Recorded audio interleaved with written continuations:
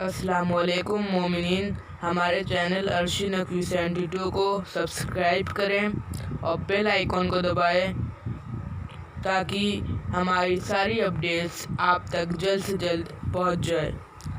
شکریہ۔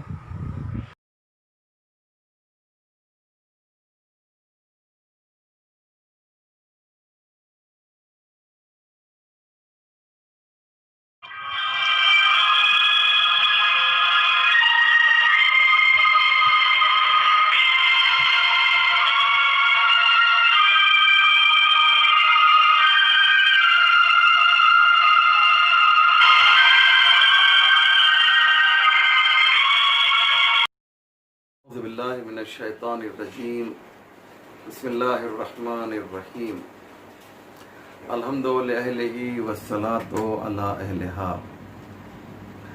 امام خمینی رحمۃ اللہ علیہ کے سلسلے میں آج بہت ہی مختصر کر کے کچھ باتیں آپ کی خدمت میں پیش کرنا ہے۔ ہم سب جانتے ہیں کہ مؤسس انقلاب اسلامی ایران کو امام خمینی کہا جاتا ہے، لیکن بہت کم لوگ جانتے ہیں کہ جب امام خمینی پیرس سے فاتحانہ انداز میں تہران کے مہرآباد ایئرپورٹ پر تشریف لائے تو اس وقت کیفیت کیا تھی؟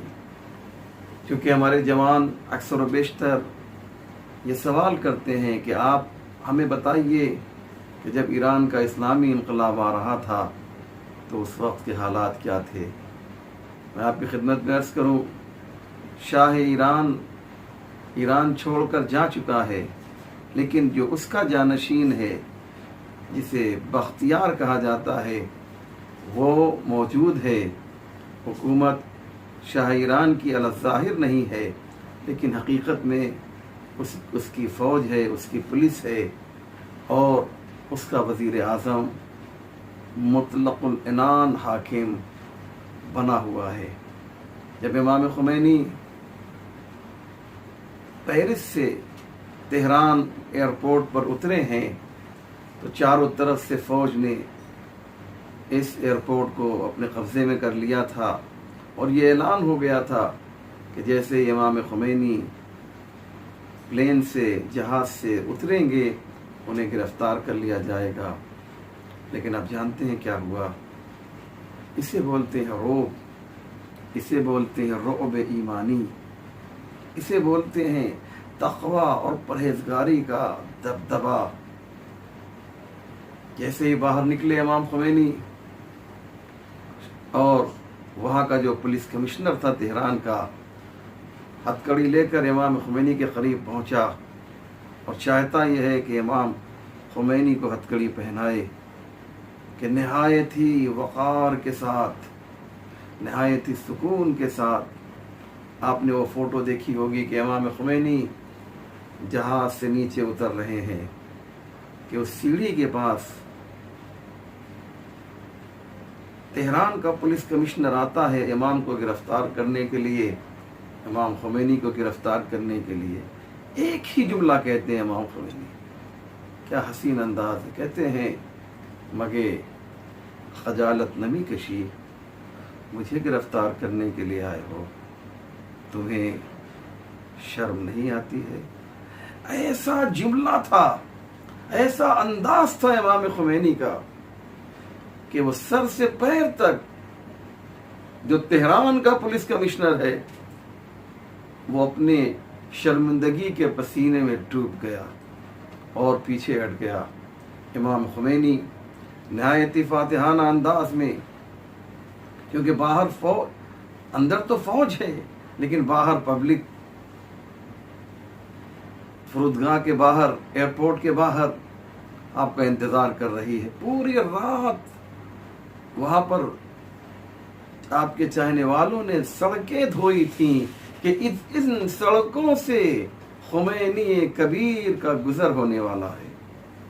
اور آپ جب ایئرپورٹ سے باہر نکلے تو اتنا ازدحام تھا کہ آپ کی کار آگے نہیں چل پا رہی تھی۔ نتیجہ یہ ہوا کہ خمینی صاحب کی کار کو لوگوں نے اپنے کندھے پر اٹھا لیا. نتیجہ یہ ہوا کہ کار روکی گئی اور ایک شخص انقلابیوں میں سے کسی طریقے سے ایک ہیلی کاپٹر اپنے قبضے میں کر کے وہاں پر لاتا ہے اور امام خمینی کو ایئرپورٹ سے بہشت زہرا جو قبرستان ہے، جو ایئرپورٹ سے تقریباً 35 کلومیٹر ہے، وہاں پر امام خمینی کو ایئرپورٹ سے لے جایا گیا اور اعلان کر دیا گیا کہ آج بہشت زہرا میں امام خمینی کچھ بولنے والے ہیں. اس لیے سارا مجمع جو ایئرپورٹ کے قریب تھا وہ سب کا سب بہشت زہرا منتقل ہو گیا.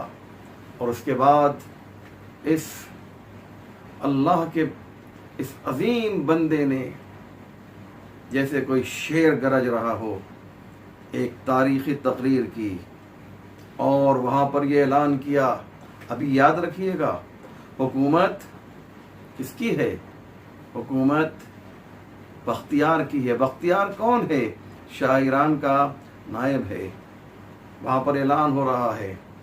کیسا اعلان کہ چلو سب لوگ بہشت زہرا. اور سارا مجمع، ان کی تعداد کتنی تھی یہ سن لیجئے، 55 لاکھ لوگ تھے جو امام خمینی کے استقبال کے لیے مہر آباد ایئرپورٹ، تہران ایئرپورٹ پہ جمع ہوئے تھے.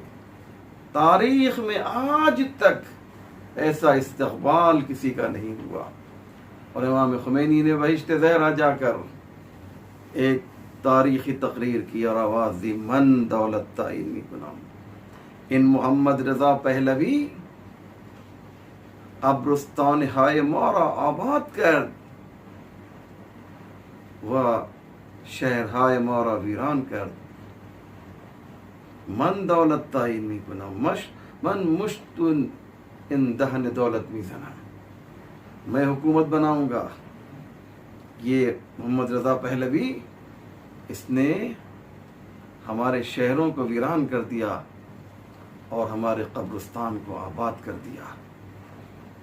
اب میں یہ اعلان کرتا ہوں کہ یہ ایک ناجائز حکومت ہے اور بہت جلدی انشاءاللہ آپ سب کی مدد سے ایک عادل حکومت قائم کی جائے گی. یہ اعلان امام خمینی نے کیا اور اس کے بعد نتیجہ یہ ہوا کہ پورے ایران میں لوگ سڑکوں پر نکل آئے اور آہستہ آہستہ فوج سرنڈر کرتی گئی. اور جب 22 بہمن آیا یعنی تقریباً 11 فروری تو اس دن پوری طریقے سے انقلابیوں کا قبضہ پورے ایران پر ہو گیا. یہ تو امام خمینی کا استقبال کا طریقہ تھا.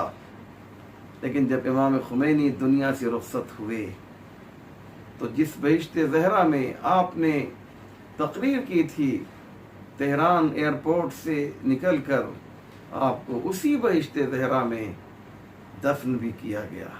یہ بہشت زہرا کیا ہے؟ یہ بہشت زہرا ایران کا ایک سب سے بڑا قبرستان ہے جہاں پر امام خمینی کو دفن کیا گیا. اور آپ سنیں گے تقریباً 1 کروڑ 10 لاکھ کے قریب لوگ امام خمینی کو رخصت کرنے کے لیے اپنے عزیز، اپنے پیارے رہبر کو خدا حافظ کرنے کے لیے بہشت زہرا میں جمع ہوئے تھے.